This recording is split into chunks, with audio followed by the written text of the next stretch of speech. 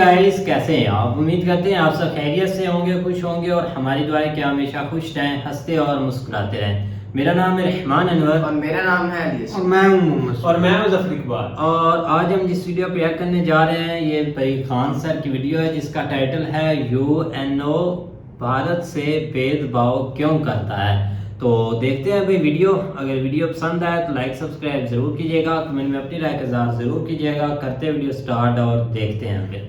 तो केवल अगर पैसा से है तो हम सेना देना बंद कर देते हैं, दवाइयां देना बंद कर देते हैं। गुलाम होते हुए भी हम तुम्हारे सदस्य बने, तुम हमें भी अस्थाई सदस्यता नहीं दे रहे हो। उसका पास परमाणु बम था, इसे पूरा साइन करा दिया, सब परमाणु बम को डिस्ट्रॉय करा दिया। देश किसी की बपौती तो है नहीं, आज आप है कल कोई और रहेगा, नौकरी करने आए आप। यूएनओ है नचनिया।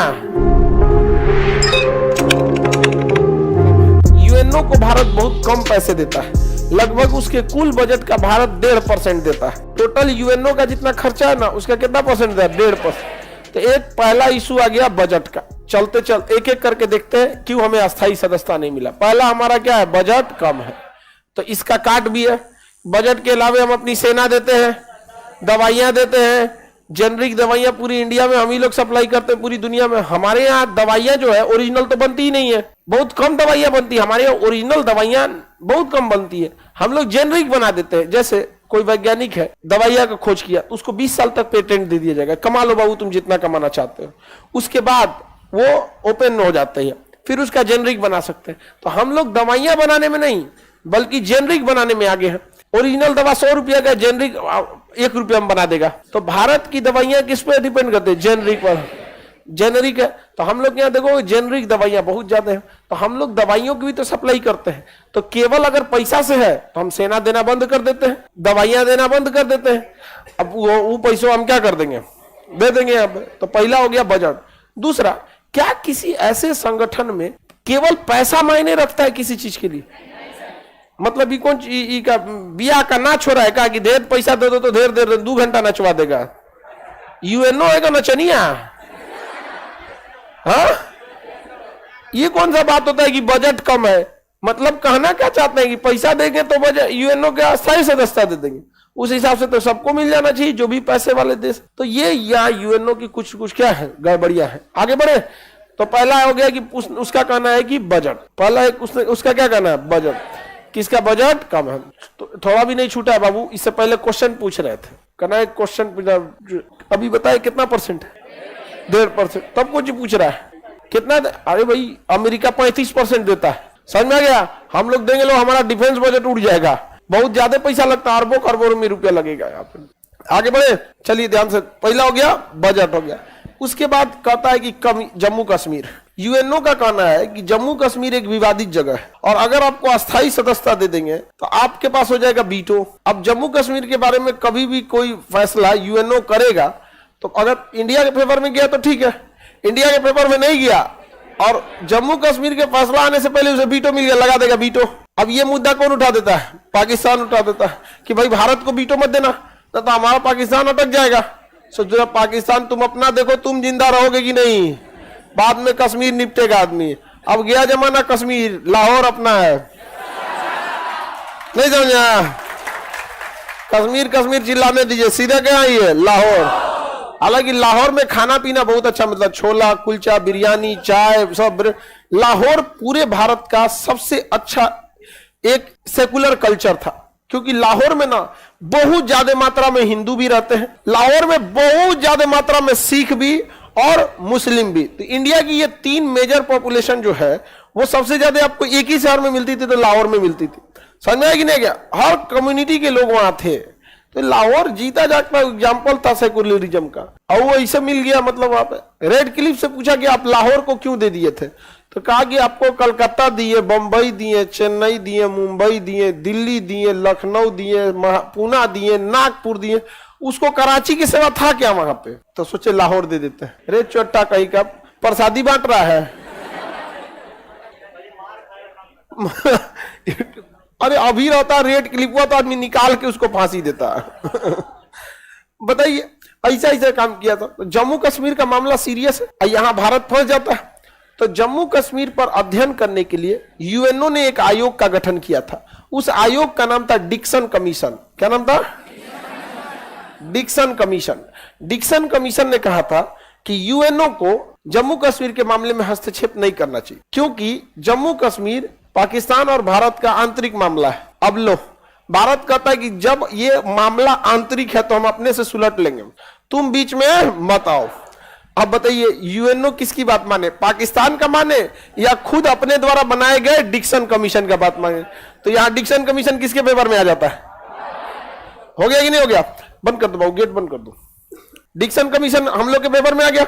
इसके अलावे 1971 में हम लोग ने पाकिस्तान को पकड़ के जबरदस्त धो दिया और 72 में पाकिस्तान सरेंडर कर दिया। उसके 93,000 फौज क्या कर दी? सरेंडर कर दी, क्योंकि भारत से हम नहीं लड़ पाएंगे। तो हम लोग उसको 93,000 फौज को लौटाए और दोनों के बीच में एक समझौता हुआ, शिमला समझौता, जिसमें कहा गया कि फ्यूचर में अगर कभी भी भारत और पाकिस्तान में कोई विवाद होगा तो उसे हम दोनों मिल बैठ कर सुलझा लेंगे, बायलैटरल द्विपक्षीय तौर पे सुलझा लेंगे। समझ में आ गया? नहीं आ गया? कभी किसी तीसरे को नहीं बुलाएंगे।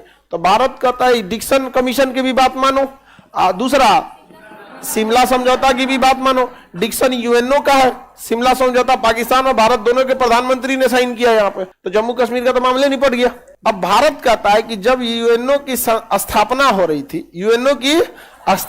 रही थी, तो 1945 में ही भारत यूएनओ का सदस्य बन गया था। गुलाम होते हुए भी हम तुम्हारे सदस्य बने, हमें भी तुम क्या कहते हो, अपना सदस्य अस्थाई सदस्यता नहीं दे रहे हो। हमें तो कम से कम यूएनओ में अस्थाई होना चाहिए। उसके बाद यूएनओ कहता है कि दुनिया में लोकतंत्र होना चाहिए, क्योंकि लोकतंत्र पब्लिक के लिए अच्छा होता है, राजतंत्र अच्छा नहीं है। राजतंत्र में राजा जो बोल दिया वही हो जाता है, सर कलम कर दो, राजतंत्र हो जाएगा। तानाशाही और खराब होता है। चाइना में जो है, चाइना में क्या जी, साम्यवादी में पब्लिक से कोई नहीं पूछा जाता, जो पार्टी ने डिसीजन ले लिया वही ले लिया। सबसे अच्छा कौन होना है? लोकतंत्र। यूएनओ किसके बढ़ावा देता है? दुनिया का सबसे बड़ा लोकतंत्र कौन है? भारत। ससुरा तुम कहता है लोकतंत्र को बढ़ावा देना है, चोट्टा कहीं का दुनिया का सबसे बड़ा लोकतंत्र को तुम अस्थाई सदस्य नहीं बनाए हो। क्या बनाए हो? अस्थाई। और तुम तब क्या कहना चाह रहे हो? तो भारत यही बात कहता है कि तुम लोग कहना क्या चाहते हो यहाँ पर? तो पहला तो लोकतंत्र है, हम दुनिया के सबसे बड़े लोकतंत्र है, हम ही को तुम सदस्य नहीं बना रहे हो। ये तो पूरी तरह से क्या है? गलत बात है यहाँ पर। यूएनओ कहता है कि गुटबाजी करने से बेटर है यूएनओ पे भरोसा किया जाए। भारत किसी भी तरह का सैन्य गुटबाजी का सदस्य नहीं है। अमेरिका नाटो जैसे सैन्य गुटबाजी का है फिर भी अस्थाई है। ब्रिटेन नाटो का है फिर भी अस्थाई है। फ्रांस नाटो का सदस्य है फिर भी अस्थाई है। रूस ने भी बनाया था सेंटो सेना, वो भी क्या था? अस्थाई था। चाइना के साथ बना, चाइना भी मतलब उसी फेवर में जा रहा था यहाँ पे। तो भैया जब तुम कहते हो गुटबाजी नहीं होना चाहिए और गुटबाजियों वालों को रखे हो अस्थाई सदस्य, दुनिया का पहला देश भारत था जिसका प्रधानमंत्री जवाहरलाल नेहरू ने पूरे दुनिया में गुट निरपेक्ष आंदोलन चला दिया कि किसी को किसी गुट में जाने की जरूरत नहीं है, और तुम उसी देश को अस्थाई सदस्य नहीं दिए हो। यह गलत बात है यहाँ पर। तो भारत यूएनओ के हर मामले को फॉलो करता है, एक जगह आके अटक जाता है। यूएनओ कहता है कि आप न्यूक्लियर नॉन प्रोफिलरेशन ट्रीटी साइन कीजिए, एनपीटी। क्या साइन कीजिए? एनपीटी, कि आप अपनी न्यूक्लियर तकनीक किसी को साझा नहीं करेंगे। भारत यहां भी नहीं फंसता है, कहता है ठीक है ना, हमें किसी ने परमाणु बम बनाने का तरीका बताया है और ना हमने किसी दूसरे को बताया है। हमारे यहाँ के वैज्ञानिक खुद सीख गया सब, अब भड़का दिया सब। हम पाकिस्तान की तरह नहीं है। वहां का जाकिर खान था पाकिस्तान का वैज्ञानिक, वहां पे अब्दुल कादिर फ्रांस का था। फ्रांस में मतलब सीख लाया था। खैर पाकिस्तान ने भी डेवलप कर दिया, वो अपना बेच दिया एक दो जगह। हम लोगों ने ना ही टेक्नोलॉजी किसी दूसरे से ली है, ना ही हम अपनी टेक्नोलॉजी दूसरे को साझा किए हैं। हम पूरी जिम्मेदार देश है, पूरे जिम्मेदार नागरिक, हम इसी सुरक्षा कर सकते हैं। तो हम एनपीटी पे साइन नहीं किए, लेकिन एनपीटी को फॉलो करते हैं कि नहीं? वो कहता है सीटीबीटी पे साइन कीजिए। सीटीबीटी कॉम्प्रिहेंसिव टेस्ट, बहुत बड़ा परमाणु परीक्षण। कॉम्प्रिहेंसिव टेस्ट बैन ट्रीटी, बहुत बड़े परमाणु परीक्षण पर प्रतिबंध लगाती है ट्रीटी। जो सीटीबीटी पे साइन करता है ना, वो परमाणु बम का परीक्षण नहीं कर सकता है, परमाणु बम का परीक्षण नहीं कर सकता। हम लोग 1974 में परीक्षण कर दिए और 1998 में कर दिए। चाइना कहता है देखिए ये अस्थाई सदस्यता मांग रहा है और इसी का नियम नहीं फॉलो कर रहा है। इससे पहले साइन कराइए एनपीटी पे, nuclear non proliferation treaty, sign कराइए। भारत कहता ना करेंगे, कहता सीटीबीटी पे साइन कराइए कि हम परमाणु परीक्षण नहीं करेंगे। तो सीटीबीटी पे लिखा है कि हम जमीन पे परीक्षण नहीं कर सकते, हवा में नहीं कर सकते, पानी में नहीं कर सकते। हम लोग जमीन के अंदर किए हैं, जो उसमें लिखा ही नहीं था, क्योंकि अंडरग्राउंड एक क्लॉज ही अलग होता है। अंडरग्राउंड एक क्लॉज अलग होता है, वहां पे वो एक अलग दुनिया है, अंडरग्राउंड की दुनिया है यहाँ पे भूमिगत। तो हम लोग साइन ना एनपीटी पे किया है ना सीटीबीटी पे की, लेकिन एनपीटी और सीटीबीटी दोनों में से किसी को हमने उल्लंघन नहीं किया। तो आप कहिएगा कि सर क्यों नहीं तब साइने कर देते हैं कि जब हम एनपीटी पे साइन, जब हम एनपीटी कहता है कि ना ही आप किसी से परमाणु तकनीक लीजिएगा ना किसी को दीजिएगा, ना हमें किसी से परमाणु तकनीक लेने की जरूरत है ना देने की जरूरत है, तो हम इस पे साइन क्यों नहीं कर देते? और परमाणु परीक्षण की खुद ही यह अनुमति देता है कि आप भूमिगत परीक्षण कर सकते हैं, और हम लोगों ने भूमिगत परीक्षण करके उसके पावर को टेस्ट कर लिया है कितना तगड़ा है, तो हम साइन क्यों नहीं कर देते हैं? दिक्कत यहां यह है कि इस पर लिखा हुआ है कि इस पर साइन करने वाला देश यह स्वीकार करता है कि केवल 5 देश ही परमाणु बम रखेंगे जिनके पास वीटो है। तो हम इसको जैसे साइन करेंगे ना, तो हम ये स्वीकार करेंगे कि परमाणु हथियार रखने का अधिकार बस उन्हीं 5 देशों को है, अमेरिका, ब्रिटेन, फ्रांस, रूस, चाइना। तो इसे साइन करने के बाद निकले हैं, लेकिन जैसे साइन करेंगे तो हम ये स्वीकार कर लेंगे कि हम अपना परमाणु बम हटा रहे हैं। ससुरा अफ्रीका, साउथ अफ्रीका जो देश है ना, साउथ अफ्रीका, उसका पास परमाणु बम था, इसे पूरा साइन करा दिया सब, परमाणु बम को डिस्ट्रॉय करा दिया सब। ये अंग्रेज सब के भरोसे मत रहिएगा। तो भारत पे दबाव बनाया गया कि तुम साइन करो, दोनों पे साइन करो। क्या करो? दोनों पे साइन करो, तब हमें तुम्हें अस्थायी सदस्यता देंगे। अब देखिए कौन ची हंस रहा है, ये बकले लिया, इधरों से हंस रहा है सब, उधरों से हंस रही है।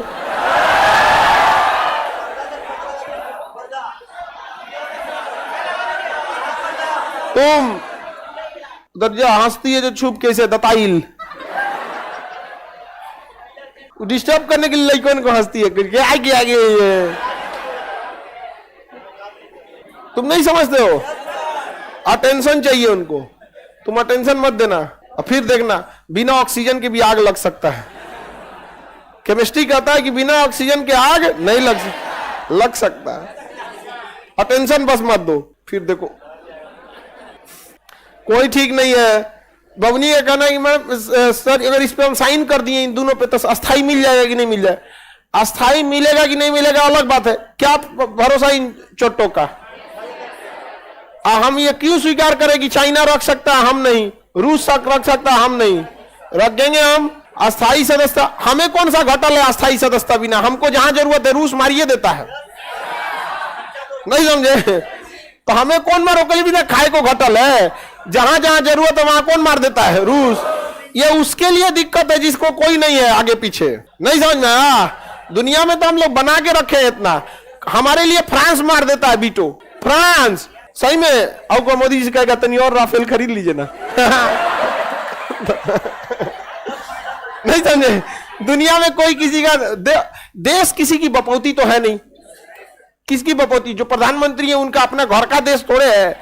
आज आप है कल कोई और रहेगा, नौकरी करने आए हैं आप, संविधान ने आपको 5 साल के लिए नियुक्त किया है, आप इसको अपना मत समझिए, नहीं समझे?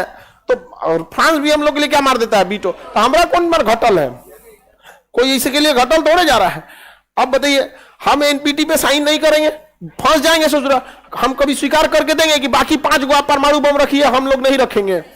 अच्छा अब भारत का कहना है कि आप क्यों रखेंगे, बाकी क्यों ना रखें? उनका कहना भी एक तरह से लॉजिकल है कि देखिए अगर सबके पास परमाणु बम होने लगे तो छोटे छोटे लड़ाई में छोटे देश जिम्मेदार नहीं होते हैं, मार देंगे से धड़ धड़ धड़ धड़ कहीं उड़ जाएगा, दिक्कत हो जाएगा।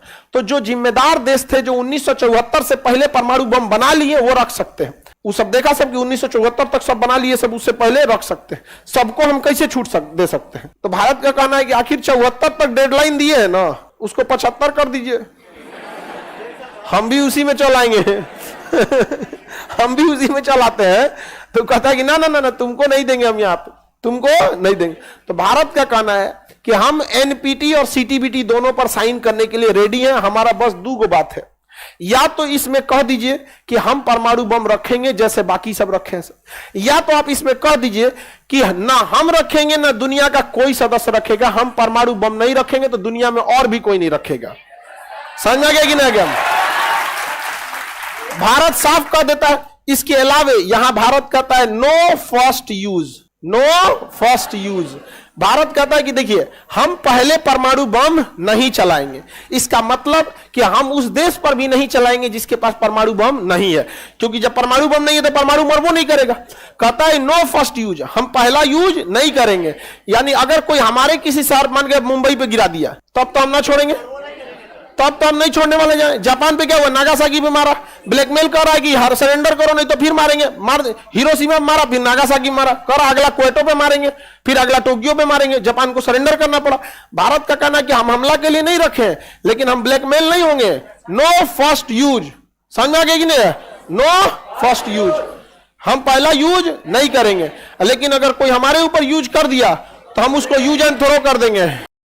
अगर पैसा से क्या बात है भाई, बहुत इंटरेस्टिंग वीडियो थी। बिल्कुल खान सर ने भाई एक सबसे बड़ा जो रीज़न है ना वो बताया कि जो यूएन को भाई मसला है सबसे बड़ा भारत के साथ, तो ये एक बजट का है। लेकिन ये जो परमाणु बम है भाई इसके पीछे आप देख ले कि हैं तो भाई पाकिस्तान के पास भी, इंडिया के पास भी, लेकिन ये कि भाई इंडिया के साथ इतनी दिक्कत ज्यादा क्यों है मुझे खुद नहीं समझ। असल में ना वो वीडियो की ताकत जो है ना वो अभी तक इंडिया को नहीं मिल रही, जो हाँ। कि मिलनी चाहिए। उसके लिए जो है ना वो बेसिक जो चीज़ें हैं, एक इकोनॉमिकली जो है ना वो थोड़ा मजबूत होना, थोड़ा तो नहीं वो अच्छी तरह मजबूत होना, तो उसमें भी जो है ना वो आपके सामने के फिगर जो है ना वो कहाँ पे पहुंच गए हैं। नहीं अब तो न्यूज़ आ रही है, सब बोलते हैं कि एक बार भाई देना चाहिए इंडिया को मौका। लेकिन उसके बावजूद जो है ना वो पता नहीं क्यों असल में उनकी जहनत जो है ना वो पिछली एक किस्म की अड़ी हुई है। ये वो हमने इनके ऊपर जो है ना इतने साल जो है ना वो हुकूमत की है, तो लिहाजा ये आज हमारे लेवल के ऊपर आ गया, तो ये चीज़ें थोड़ी सी तकलीफ दे होती हैं। तो आस्ता आस्ता जो है ना वो समझ जाएंगे इस चीज़ को, लेकिन ये समझिए कि उसी वक्त ही जब जो है ना वो फाइनेंशियली तौर पे जो है ना वो कोई भी कंट्री मजबूत होगा, जिस तरह आपके सामने अब भारत है। सही बात है भाई, ये वीटो का एक सबसे बड़ा रीज़न चाइना भी है, क्योंकि चाइना जब भी ऐसे कोई मुद्दा आता है ना वो ऊपर से भाई वीटो मार देता है। तो सेम काफ़ी एक मुद्दा, लेकिन सबसे जो एक क्लियर हुआ है ना कि जिसकी वजह से वो बनने नहीं देते, या जिसकी वजह से एक डिस्ट्रॉय करना पड़ता है आपके जो मतलब के न्यूक्लियर पावर आपकी है। तो आज भाई वो एक चीज़ सर ने काफ़ी एक क्लियर की है अच्छे तरीके से। लेकिन अब देखा जाए ना तो एक जैसे एक फिगर है वो एक इंडिया के सबसे आगे, यहाँ तक कि एक जर्मनी को 20 साल पीछे छोड़ जाएंगे या अगले 2-3 साल तक, तो चाइना के करीब तक पहुंच जाएंगे। लेकिन ये काफी एक बड़ा एक मुद्दा है ये वीटो वाला, जो भी जिसके पास होती है ना पावर वो भी अपना मार देता। अब देखो ना एक नेटो का है, अब बताइए मुर्दगान ने वो एक मतलब के स्वीडन को और एक आइसलैंड नहीं, फिनलैंड भी नहीं है, 2 मुल्क है मतलब के दोनों को वो एक शामिल करना चाहते थे जो रशिया के नजदीक है। तो उसकी वजह से वो भाई है वो एक जो है तो ये मुर्दगान वो वीटो मार देता है, तो वो अभी तक नेटो का वो दोनों हिस्सा नहीं बन पाए। लेकिन ये कि एक और भी सर ने टॉपिक भाई जो पाकिस्तान वाला क्लियर किया है उस पर भी थोड़ा बात करें। वो भाई सरेंडर वाला कोई ऐसी को बात कर रहे हो तो फिर तो वो उस पर क्या बात करनी है उस पर करनी है तो वीडियो सार की लाओ, डिटेल से पड़ी हुई है। या आपको कौन सा पता नहीं है कि सरेंडर हुए नहीं या आप पहली दफा ये टॉपिक देख के ऐसे चुकन्न हो गए कि बाकी भाई सरेंडर किया था हमने, एकदम से ख्वाब से उठे हैं। काफी ये आपको हर वीडियो में सुनने को मिलता है। सरेंडर सही बात है, क्या भी कोई भैया ऐसी बात होती है, लेकिन इंडिया के हिसाब से जो है ना वो जो पॉलिसी मजेदार आप कह लेंगे बहुत अच्छी पॉलिसी है ना, वो नो फर्स्ट यूज की जो है ना वो बहुत इंपॉर्टेंट है। हर तरह से आपका चाहे जिधर भी, चाहे किसी के पास भाई है परमाणु, किसी के पास नहीं है, या कोई भी मुल्क है वो चाहे मतलब उस साइड के ऊपर नहीं भी जाता तो पहले कोई स्टूड कर देता छोटी मोटी बात, तो उसके लिए जो है ना ये पॉलिसी बहुत अच्छी है। और उन्होंने इस पॉलिसी को जो है ना वो अपनाया भी है और उस चीज़ के ऊपर अमल भी किया है। बाकी ज़ाहिर बात है जो मतलब वीटो वाला जो है ना वो सीन हो जाएगा, मतलब देखो अभी टाइम लगना है, इतनी जल्दी नहीं देंगे, लेकिन ये कि जिस तरह भारत चारों तरफ से उनको घेर रहा है ना, तो ये एक दिन खुद ही बोल के कहेंगे कि ये यार प्लेट में रख के ले लो। सही बात है, क्योंकि अब काफी ज्यादा भाई पावर तो है, लेकिन हो जाएगा भाई। तो उम्मीद करते हैं आपको वीडियो पसंद आएगी। अगर पसंद आए तो लाइक सब्सक्राइब जरूर कीजिएगा, कमेंट में अपनी राय का इज़हार जरूर कीजिएगा। अल्लाह हाफिज़।